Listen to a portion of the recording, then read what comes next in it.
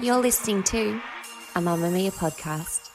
Mamamia acknowledges the traditional owners of land and waters that this podcast is recorded on. Mamamia Out Loud! Hello and welcome to Mamamia Out Loud and to our Friday show. Now, I think you'll probably all be very happy to hear that today's show is a safe space. We are not going to mention, not even once, maybe very thickly veiled references, but we are not going to talk about that thing that happened this week. We're just not going to. No. This show is all about distraction. It is Friday, the 8th of November, and I am Holly Wainwright. I'm Jessie Stevens. And I'm Vernem, filling in for Mia today. If you need more distractions from the news cycle after this episode, I host our daily entertainment podcast, The Spill. On today's show, has any human being ever calmed down after being told to calm down? Why, everywhere you look, you're being told to emotionally regulate. Also, Jessie and I would like to recommend a TV show to you, but we can't. So instead, we've got you some beauty things, and Em's bringing you an essential follow. And our best and worsts of the week, which include, no, not that, welcome visitors, a family loss, a grumpy baby, and a hell of a hangover. But first, Emily Vernem. In case you missed it, the world is talking about the death notice of an Australian woman named Jennifer Ann Kelly. The notice was written by Jennifer's two sons, Chris and Sean Kelly, who grew up in Sydney, and it summed up their mother in a very unconventional way. Let me read it out. Farewell, Jenny Kelly. Born 15 May 1936, our wild and wayward mother died on 28th of October 2024. She refused to say past. We spend most of our lives compensating for our upbringing, said Jenny. She believed that exposing youth to religion was a form of child abuse. It was impossible to watch the news in her presence due to her vocal outrage at the way the country is run. She held John Howard in particular contempt. Mum grew great dope, never wanted to leave a party, and gave up champagne or gin frequently, but never simultaneously. Her rare attempts at responsible parenting or grandparenting were always touching. She said Sean was a much better driver than Chris. News on what's next to follow, bring a shovel. This is so cute. What I love so much about this obituary is in standard obituaries, you don't really get a sense of someone. You get a bunch of shit about how they lit up a room and they were kind and dedicated to the community. The reality is most of us aren't. I don't know if that would be particularly relevant for any of us. And I love the idiosyncrasies of this. We sent it around a group chat and we were all laughing about what we would honestly say about our nan, because probably the way that we, would have printed it in the paper would have been she left behind 6 children and da-da-da. But it's like, no, she was also very politically incorrect. She was imperfect and funny, and that's actually why you love them. I want to know who had to tell John Howard that he was mentioned in an obituary. I want to be in that conversation so badly. I had to call my mum and just check that she wasn't living a double life and that she was no longer with us, because this woman sounds a lot like my mum, and I think this family had a kick-ass matriarch. Are you emotionally regulated? Just like the legitimate psychological terms of narcissism, trigger, toxic, gaslighting, and more recently hyperfixation have been co-opted by popular culture, the idea of emotional dysregulation suddenly feels like it's everywhere. I'm going to explain where I've seen it, and then I'm interested to know if either of you have come across it too. Emotional regulation is the big thing in the parenting world. The message I'm hearing is that in order to have a regulated child, so a child who never tantrums, never gets angry, who eats all their food and who... Do they exist, those children? Yeah, they're just emotionally regulated, Holly. Okay. And they sleep well and they play well with others. In order for that to happen, I must be regulated. Ooh. And my question has been, what does regulated actually mean? Well, apparently, my ability to regulate my emotional state, so that means not having outbursts, staying calm, being stable, all that plays a crucial role in my child's emotional development. The theory, and this is according to some gentle parenting advocates as well as a number of psychologists on the internet, is that if I exhibit emotional regulation, then so too will my child. I need to show them that there are no bad emotions. If they get really mad and and they're yelling or whatever, I don't send them to their room. I watch that emotion, I accept the emotion, and then we co-regulate. Okay? Oh, so then you're calm and they tune into you and they'll be calm. So I must stay calm at all times. And I'm sure there is truth to that. But it is also a very, very, very high bar. And is it necessarily good for us? Because I was reading an article in Slate recently with the headline, "Calm Down, Mum," which I feel like is the headline of parenting in 2024, where Olga Mecking spoke to a number of researchers and academics who said we have fundamentally misinterpreted what emotional regulation is. Instead, we are treating it like emotional perfectionism, whereby we can never have or exhibit a negative emotion, and if we do, then we've failed. This is also a very American and, I would say by extension, an Australian thing, because one research study done on Eastern European subjects, when they were asked about how they go regulating their emotions, they simply didn't understand the question. Many suggested that to try and regulate your emotions would be like trying to regulate the weather. Just like the weather, some are stormier than others, and none of us actually have mastery over our emotions, and there is no such thing as a bad one. Holly, are you seeing this term pop up in your world? Absolutely, very much, but less about parenting and more about ourselves, what we might have to do to protect ourselves from dysregulated emotions. And I'll get to that in a minute. You already did touch on this, Jessie, but I think when we're having a conversation like this, we have to make it clear that we know that emotional dysregulation is a real thing. And for people who are either themselves diagnosed with various neurodiversities like ADHD, for example, or maybe are parenting kids with ADHD, you know, emotional dysregulation, as it's called, is often, not always, but is often one of the tells, one of the things that you are trying to deal with. And that you're struggling with, and that you genuinely need to sit with a clinical psychologist or professionals to get help with, because you emotionally dysregulate in a very different way to, say, the average person. And it can have an outsized effect on your life and the way that other people treat you. So, for example, kids who may be diagnosed with ADHD and are struggling with emotional dysregulation might be told, well, that's something you have to control because your big feelings, in inverted commas, are going to stop you making friends, are going to, give you problems at school. And so I just think we need to make sure that everybody understands that we know that's real. Yeah. What we're talking about here is kind of the way, as you said, Jessie, that this is now seeped out into all kinds of other areas. And it seems like emotional regulation is the goal at all times, and whether or not that's helpful. Because when I heard you talking, Jessie, about how you have to remain calm all the time, no matter what your kids do, and if you lose your shit at them, then that's a massive, or not at them, but in their presence. Yeah. Because, obviously at them can be complicated, but we're humans. Then that is a terrible thing. Whereas, you know how often we cherry pick the parenting advice and research that we like the best. I remember when I was hosting a parenting show, which I did for years and years and years, one of the pieces of advice I got that I liked the most, and I can't remember who gave it to me now, but it was an expert, was someone saying it's actually good for your kids to see you lose your shit as long as you get your shit back together. Like, not instantly, but, because they need to have it modeled to them that you get angry and it's not the end of the world. You can then regroup, calm down, be friends with everybody. Like, that's all right, But the place I'm seeing this a lot, and I'd love to hear what Em thinks about this, is in things like your social life and even your social media feeds, maybe. And this might be very relevant this week of all weeks, not that we're talking about that.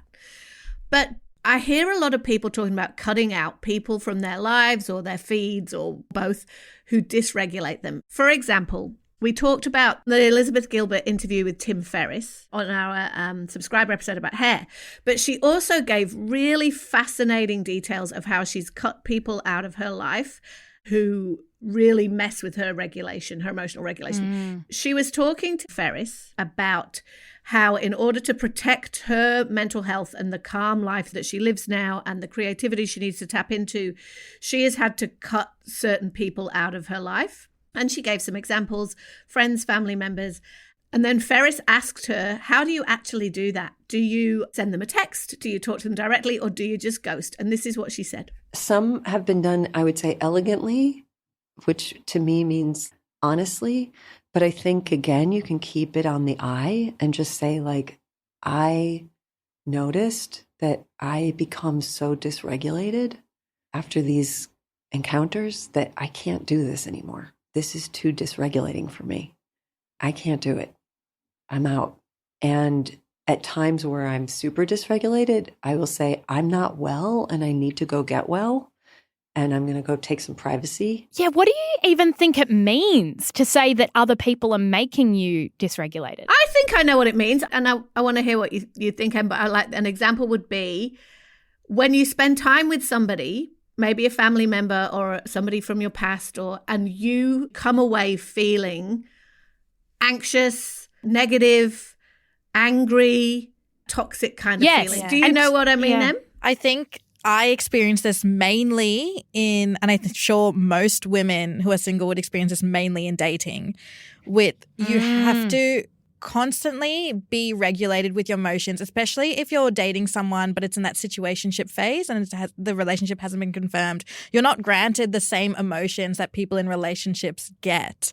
So, for example, if you're dating someone and you haven't established what the relationship is and you're casually dating and they say, yes, I am sleeping with other people, you have to be like, cool. That's very cool that you're doing that. You're not granted a bad mood. You're not in granted the a bad early mood. days. But that's what makes me so dysregulated, but I have to be dysregulated in my own space by myself. I can't be that in front of them. So you have to wear a mask. Yeah. In those moments, you can't express the true emotion you're feeling. So you need to find a way to healthfully deal with it privately. Yes. And it's annoying. I feel like every woman who's in a situationship would have this feeling because you can't even say that you're upset or you're angry because then you're labeled as the crazy girlfriend who's not even the girlfriend. Do you think it's fair enough, both of you, to cut dysregulating people?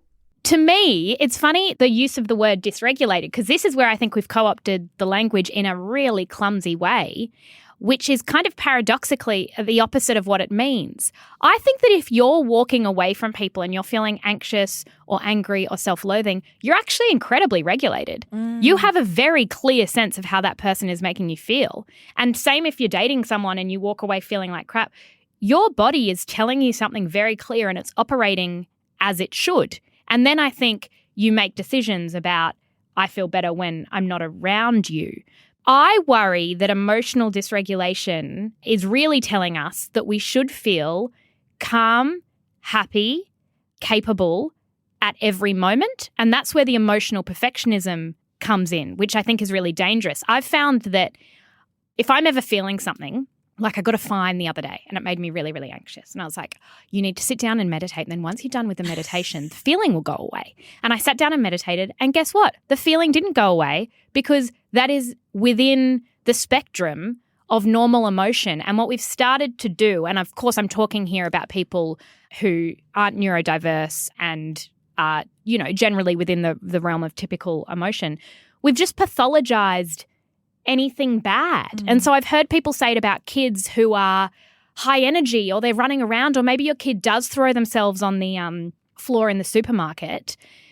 That's not dysregulated. That's a normal expression of emotion. And I think that the word dysregulated also makes a parent always feel like it's their fault. So I came home from work the other day and, Luna was grumpy and grumbling, and I felt myself conditioned to go, you must have walked in the door dysregulated and she has felt your emotions and she's responded. No, we are not responsible to even think that co-regulating our emotion with a child, we are not responsible for every emotion they have. But we all know that our mood affects other people. Of course. If I walk into the podcast studio, and I actually did this last week, and I'm emotional about something, upset about something, and I allow that to vibe off me, it infects the room. That's a truth. Yes, right? but so aiming for emotional regulation, aiming to have a handle on that, whether that means going away and doing your breathing or whatever it is before you do that, I think that's a positive thing, right?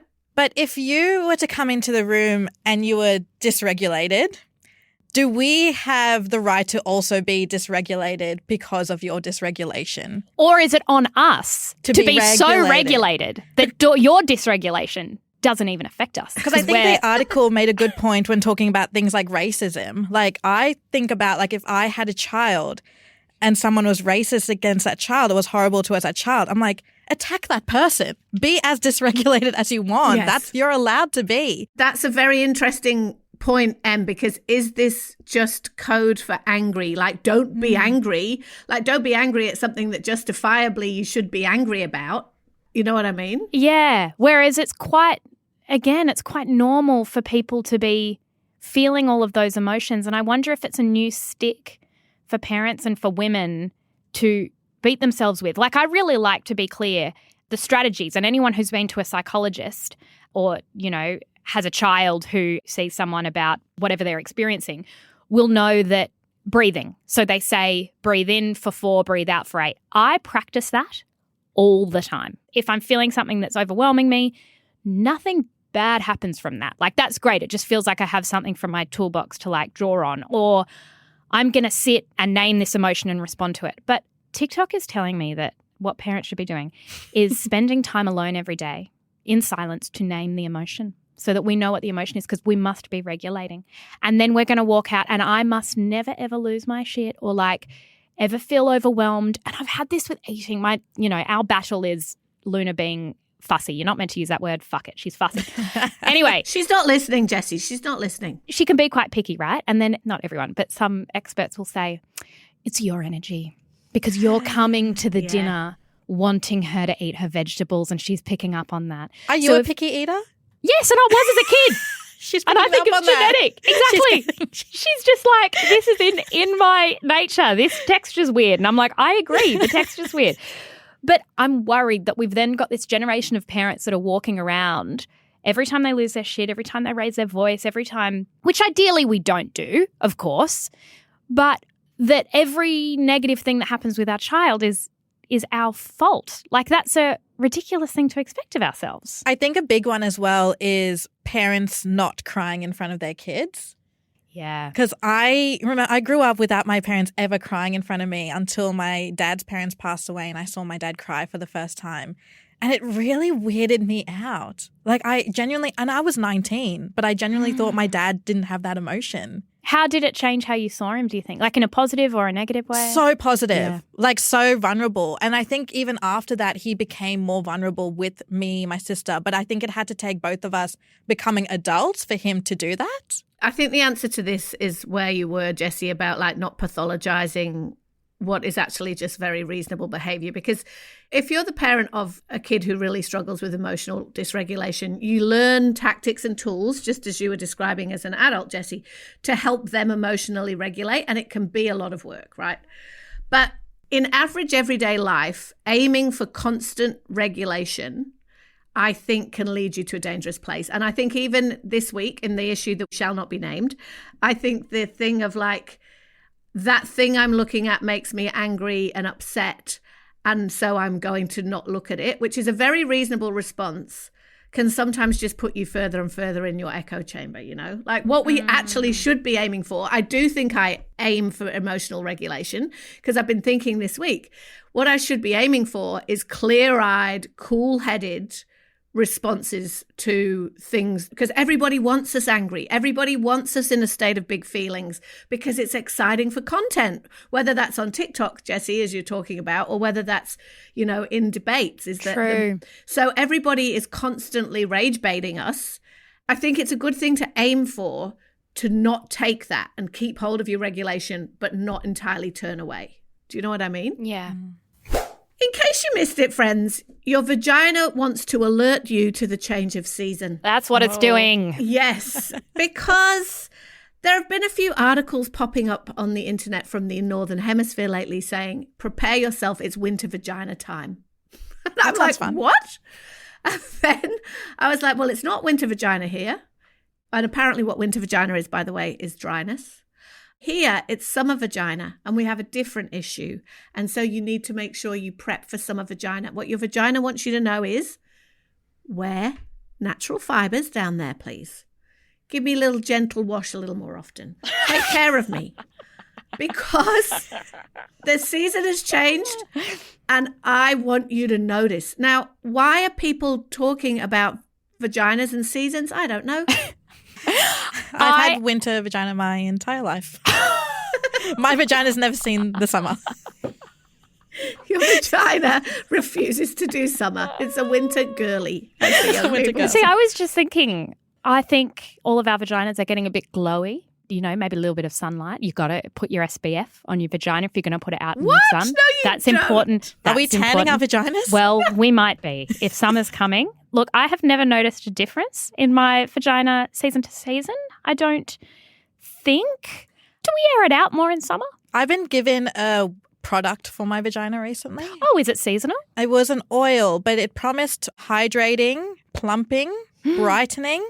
I'm pretty sure it was a hyaluronic acid, but it definitely was for my vagina. I feel like It also has a perfume to it. It's quite That's nice. dangerous. all of No. that sounds like it's fucking with your pH, and you're going to come in tomorrow and you're going to go, I think I have bacterial vaginosis, and we're going to go, it's because of the hyaluronic acid you're putting all around your bits. I knew it. But it'll look good. I think It will look I think that having an out-of-season vagina is the least of our worries at the moment. Mamamia out loud. It's recommendations, friends. And look, Jessie and I wanted to recommend a TV show to you. You might be watching it. It's called The Diplomat. It's on Netflix because we both really like it. But then when we got together and discussed it, we realised we can't, in all good conscience, recommend it because we've got no idea what's happening in it. Is that correct, Jessie? I'm on episode 3. And Luca and I and look, there's a lot of conversation because it's who's Lenkov? Who's Ronnie? Who's Who the Grove? fuck are any of these people? Are you Who's still Grove? watching it? Yes. Because I loved season 1, but there's been too big a gap between season 1 and season 2. Watch the trailer. Still don't understand what's happening. At one point, I imagine it'll be like riding a bike and I'll be back on. Still not totally there, but I really like Kerry Russell Same. acting. I think that the problem here is Kerry Russell, and she's great in this. I love her messy hair. I love all that. I love how they signal like busy woman doesn't sleep much with like messy hair and not very much lipstick. But she thinks we're smarter than we are. That's the problem here. So anyway, what I'm actually recommending is a blusher because, hey, I feel like that's what this week I can handle. So I love a blush, right? And I'm sure that sometimes I put too much on. And friends, it would be fine with me if you told me when I do that. But this week, I'm using this new blusher from a brand called Flavido. And it's called Dewy Tint. Your summer vagina would love it. Oh, yeah. But it's... Anyway, the reason why it's good, because you're like, a blush is a blush is a blusher. The reason why it is a bit dewy, but not sparkly, because that would be bad. But also what's really good about it is it comes in these cool little tins that A, look good, and B, have no plastic, and I'm really into them now. It's got a sheer glow. They say layer it for drama. I'm like, I layer it because I've no idea how much I should put on until I can see it in the camera of my phone. They're quite pigmented. I've used one before. Are they? Because I've used a few. I'm into a powder blush at the moment, but when I've used the cream one, sometimes I feel like it just disappears into my skin and I've got to keep reapplying all day. Do you put powder on top after? Oh, maybe I You need to set it. Okay, I've got to set it. I don't Okay. do that either. So let's just imagine that all my blush is gone by that. We're setting our 9 a.m. powders. We're setting our vaginas. Anyway, so that is my recommendation. They are not that cheap, but they last a long time. Cream blushes always do, in my experience. And they come in these cool little tins, and you can get refills for them, I think. They're about $44. You can get them at Sephora or online. It's Flavido Dewy Tint. That is distracting me and giving me joy today. What about you, Em? You go next. I am recommending a stand-up comedian / influencer / creator. Her name is Hope Woodard, and I interviewed her recently for a cover story at Mamamia about the boy sober movement. Yeah. Have you heard of this? Y'all know I'm going boy sober for a year, which means no dating, no romance, nothing for a full year. And I was thinking today, I did sort of have the realization, I was like, oh, I don't know. This actually might be a lifetime thing. It's been theorized that it's the catalyst for so many women in their early 20s to mid-20s going celibate. It's like a modern form of celibacy. And it's not just sex. They're giving up dating and men in general.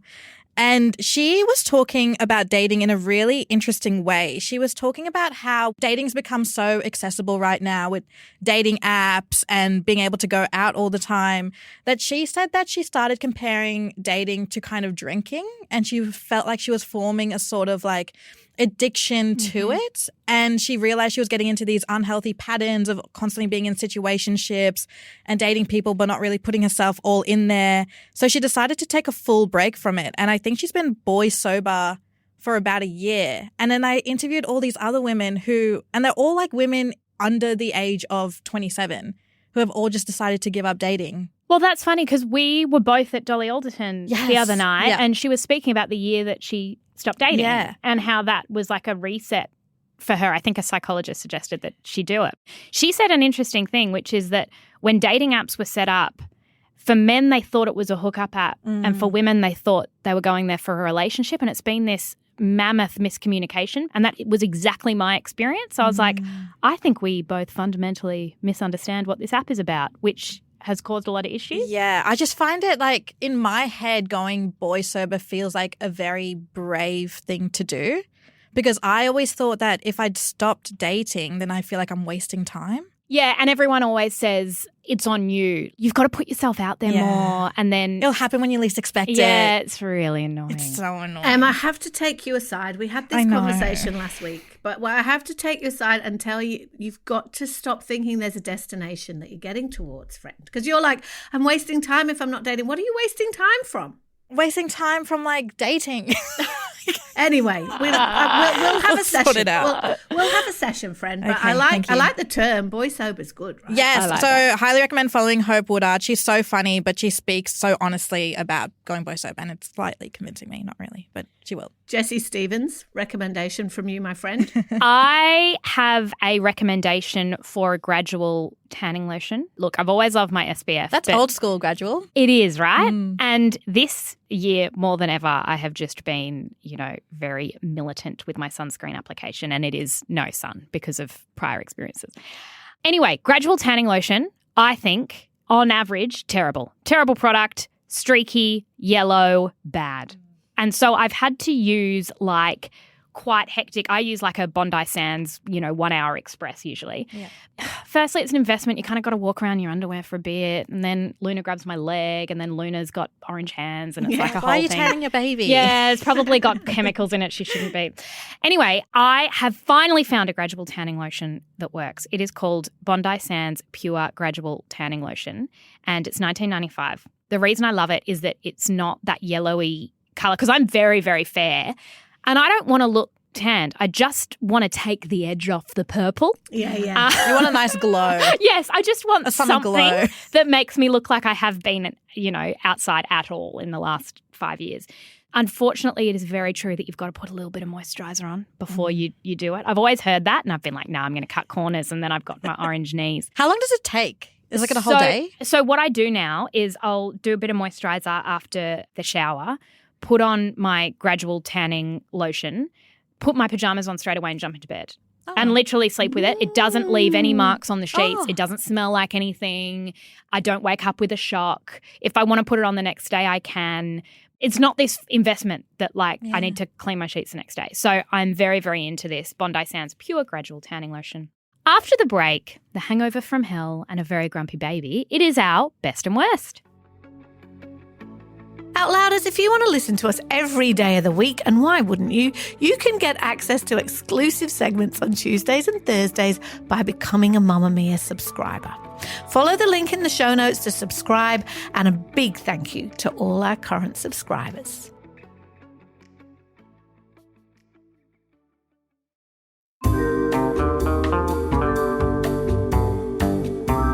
It's time for Best and Worst. This is the part of the show where we share a little more from our personal lives. Holly, what is your worst this week? My worst this week is that we lost Brent's dad this week.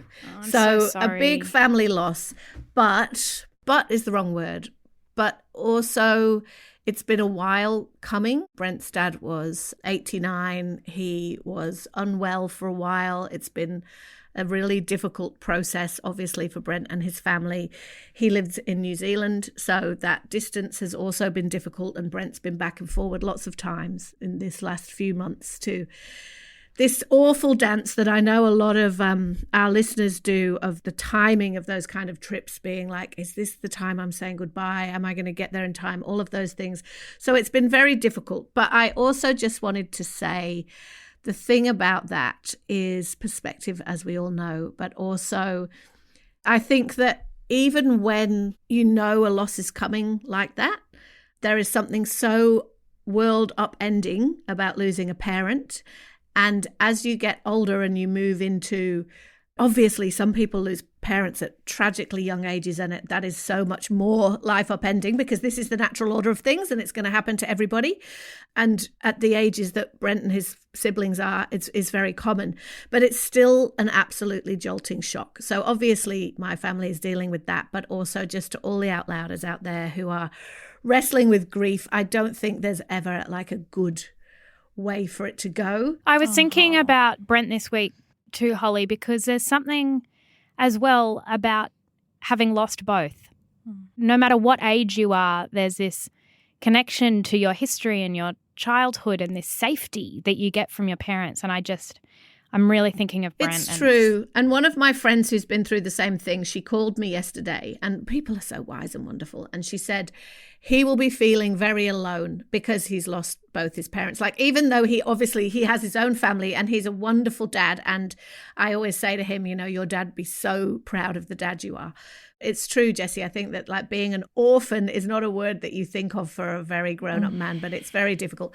Obviously, I'm sending enormous love to my Brent and his family, but to any out louders who are dealing with that, it is absolutely, upending in many ways. But on a more positive note, a wonderful thing that happened in my world this week is that Jessie and Claire and their babies and their husbands came to visit me in my house down the coast. Oh, we saw the veggie garden. Whoa, we what was it like? saw the garden. She was made to take a tour of the veggie garden. Yeah. This is my cabbage. This is, oh, wow, is that a tomato? Wow, Holly.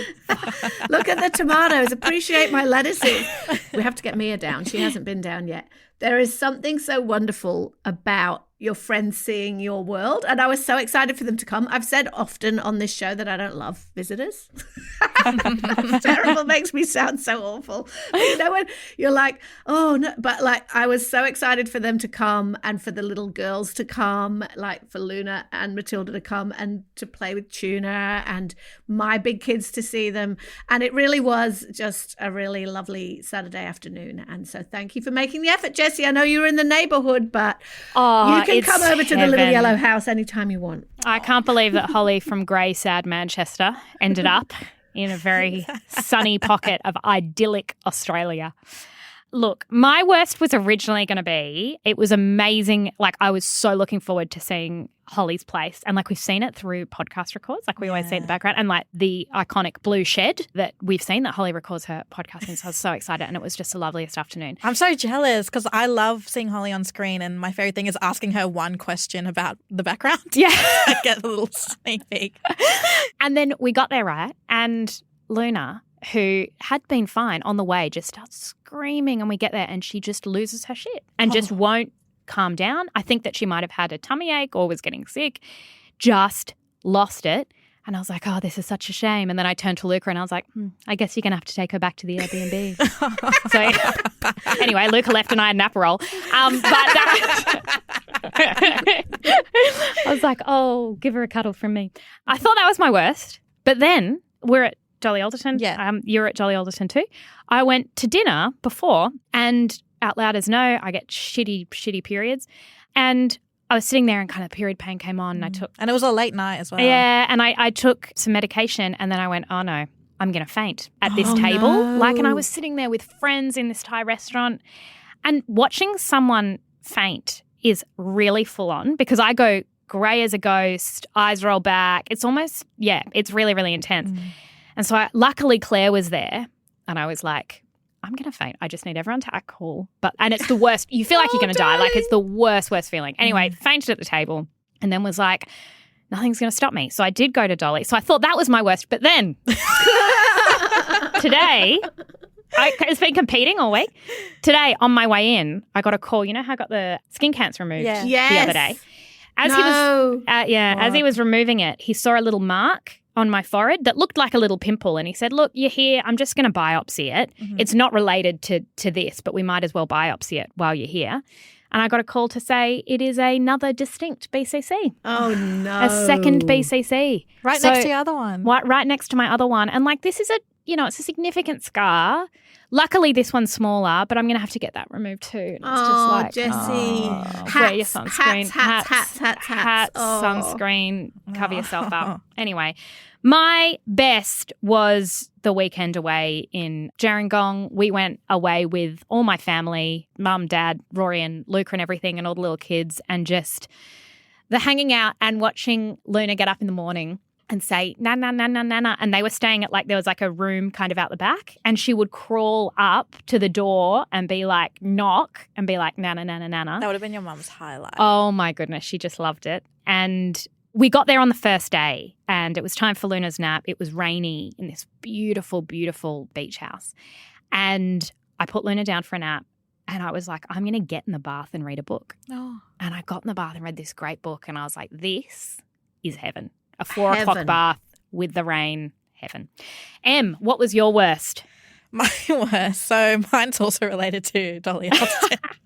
I've started getting hangovers. Like, it's been a recent thing that's been happening. Did you get drunk at Dolly Alderton? Everyone got drunk. We got drunk because it was the day we can't talk about, but it was that night. Oh, my God, because Mia and I went the night before when the world was still a hopeful place. No, it didn't start till 8:30. Yes, we all knew. Yeah. But she allowed us to do like a big scream at everything, which was so beautiful.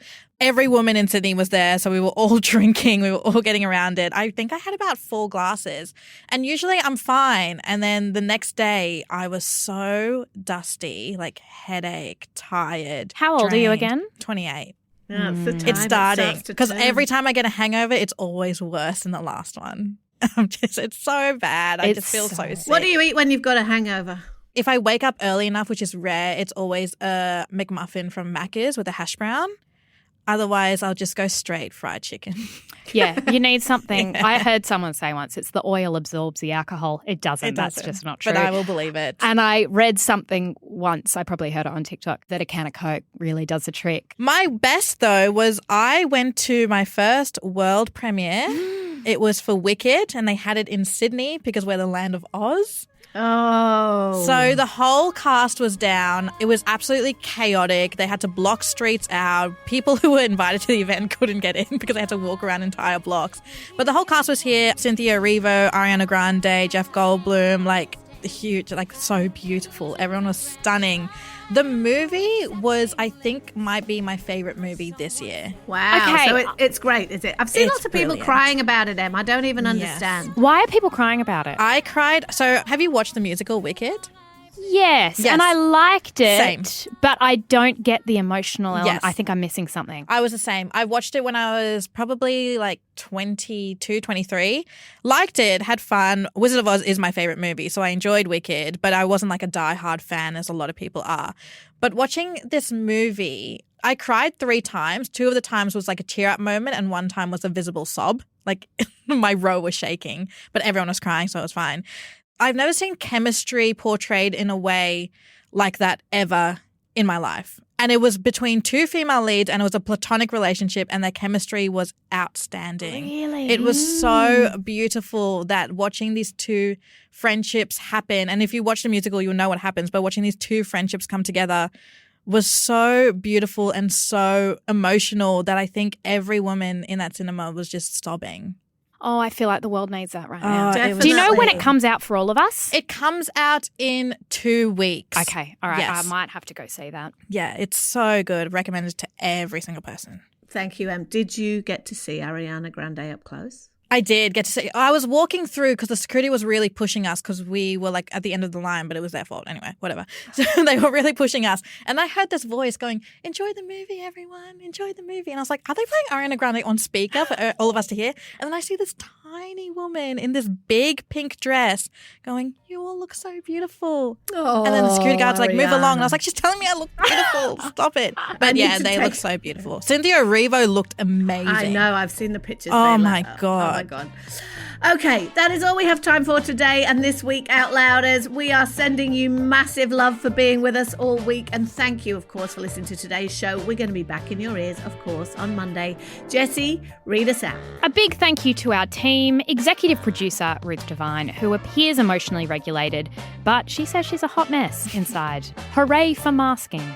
Senior producer Emeline Gazilas. She is too busy producing Mamamia Out Loud to know or care if she is emotionally regulated. I reckon she is. You are so She's regulated. Yeah, she's so regulated. calm. Like, she's yeah.